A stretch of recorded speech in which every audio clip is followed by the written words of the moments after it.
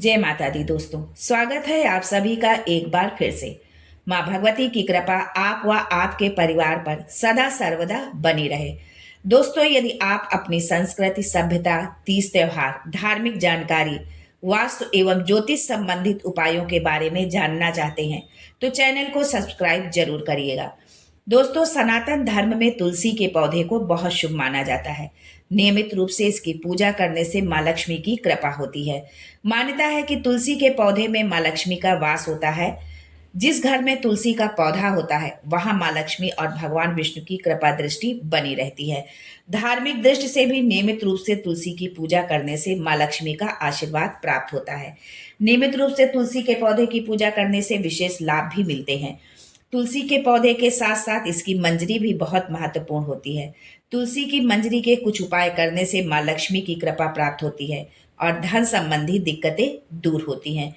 दोस्तों, तुलसी की जड़ से लेकर उसके पत्ते और मंजरी तक ज्योतिष में बहुत लाभकारी और असरदार माने गए हैं। हालांकि आप में से बहुत लोग तुलसी के पत्ते तो रखते होंगे, लेकिन मंजरी आने पर उसे तोड़कर अलग फेंक देते होंगे, जो सरासर गलत है। वास्तुशास्त्र में भी तुलसी को काफी महत्वपूर्ण बताया गया है। वास्तु के अनुसार घर में तुलसी का पौधा लगाने से पॉजिटिव एनर्जी का वास बना रहता है। अक्सर आपने देखा होगा कि तुलसी के पौधे में मंजरी निकल आती है।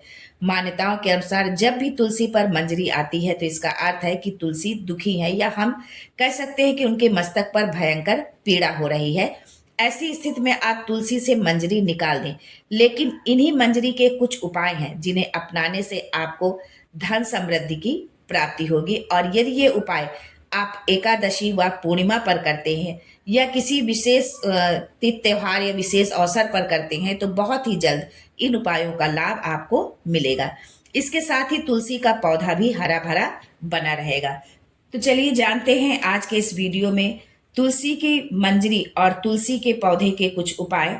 लेकिन इससे पहले आपसे रिक्वेस्ट करती हूँ कि वीडियो को लाइक करिएगा, दोस्तों को शेयर कर दीजिएगा, और अगर आपने अभी तक चैनल को सब्सक्राइब नहीं किया है तो चैनल को सब्सक्राइब करके बेल आइकन जरूर दबाइएगा। दोस्तों, हिंदू शास्त्रों और पुराणों में बताया गया है कि भगवान शिव और उनके पुत्र गणेश जी को तुलसी की पत्ती अर्पित करना वर्जित माना गया है, लेकिन आप भगवान शिव को मंजरी अर्पित कर सकते हैं। तुलसी की मंजरी चढ़ाने से आपको पारिवारिक सुख का लाभ मिलेगा। यदि आप ये उपाय कार्तिक पूर्णिमा पर करते हैं तो ये अति उत्तम होगा, क्योंकि कार्तिक पूर्णिमा के दिन ही भगवान शिव ने त्रिपुरासुर राक्षस का वध किया था, और इसी खुशी में सभी देवताओं ने दीप प्रज्वलित कर किया था और देव दीपावली के रूप में इस दिन को मनाया था। तो यदि आप ये उपाय देव दीपावली के दिन करते हैं, कार्तिक पूर्णिमा पर करते हैं, तो इसका विशेष फल आपको प्राप्त होगा, शीघ्र लाभ आपको मिलेगा। यदि किसी व्यक्ति के जीवन में प्रेम की कमी है या उसकी शादी में बाधा आ रही है तो ऐसे व्यक्ति को भगवान शिव पर दूध में मंजरी मिलाकर उनका अभिषेक करना चाहिए।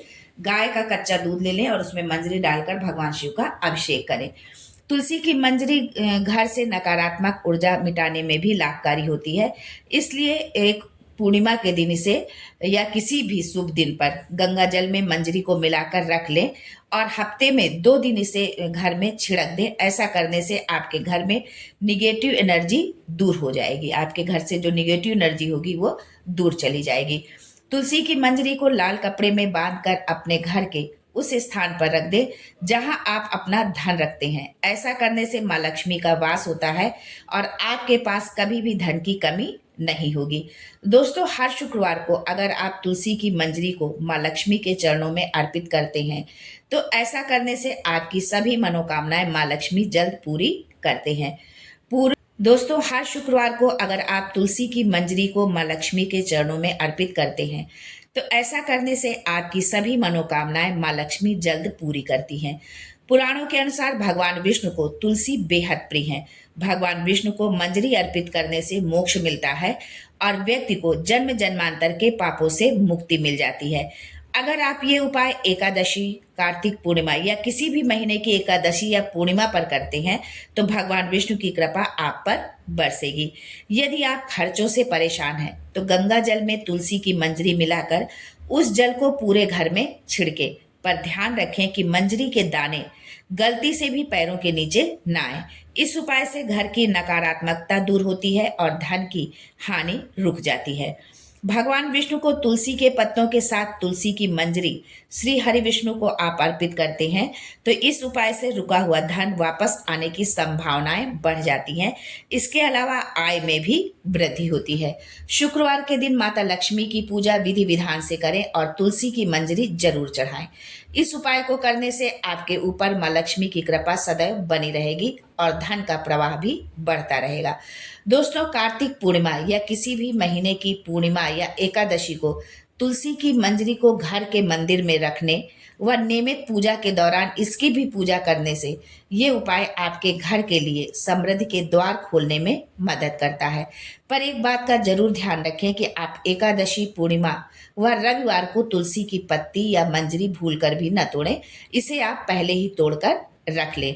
तुलसी की मंजरी पूजा के स्थान पर रखने से ये धन को आकर्षित करती है और घर में सदैव समृद्धि बनी रहती है।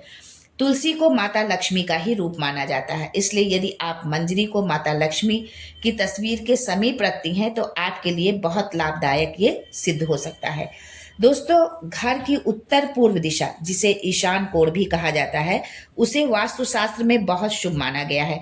इस दिशा में देवी देवताओं का वास होता है। ऐसे में यदि आप घर की इस दिशा में एक गमले में तुलसी की मंजरी रखते हैं तो इससे धन आगमन के लिए द्वार खुल जाते हैं। कई लोग बालकनी में बहुत से पेड़ पौधे रखते हैं। ऐसे में यदि आप पेड़ पौधे रखने की सही दिशा का ख्याल रखते हैं तो इससे आपको विशेष लाभ मिल सकता है। वास्तुशास्त्र के अनुसार बालकनी में पेड़ पौधे, खासकर मंजरी वाली तुलसी को उत्तर पूर्व दिशा में रखना चाहिए। इससे व्यक्ति को आर्थिक समस्याओं से छुटकारा मिलता है। ये तो थी तुलसी की मंजरी से संबंधित कुछ उपाय। अब हम आगे जानते हैं तुलसी के पौधे के बारे में कुछ खास बातें। दोस्तों, हर महीने की पंचमी तिथि के दिन थोड़े से गन्ने का रस हाथ में लेकर अपना और गोत्र का नाम लेकर तुलसी के पौधे में 7 बार अर्पित करें। और तुलसी के पौधे में गन्ने का रस चढ़ाने से शत्रु का नाश होता है। वहीं अगर व्यापार में बार बार हानि हो रही है तो उससे भी आपको निजात मिलती है। और ये उपाय आप यदि कार्तिक पूर्णिमा पर या एकादशी पर, या जो महीने में पूर्णिमा आती है और एकादशी आती है महीने में 2 बार, उस पर भी यदि आप ये उपाय करते हैं तो उससे आपको विशेष लाभ मिलेगा। सूर्यास्त के बाद कभी भी तुलसी की पत्तियां नहीं तोड़नी चाहिए। जो सूखी पत्तियां गमले के आसपास गिर जाती हैं उन्हें फेंकने के बजाय गमले की मिट्टी में ही दबा देना चाहिए। तुलसी के पौधे के आसपास गंदगी नहीं रहने देना चाहिए, इससे देवी लक्ष्मी नाराज होती हैं। सूर्य और चंद्र ग्रहण के दिन तुलसी को जल नहीं चढ़ाना चाहिए। वहीं रविवार व शाम के समय भी तुलसी में जल नहीं चढ़ाना चाहिए। हाँ, आप शाम के समय दीपक जरूर जला सकते हैं। शुद्ध घी का दीपक तुलसी के समीप शाम को आप जला सकते हैं इन दिनों में।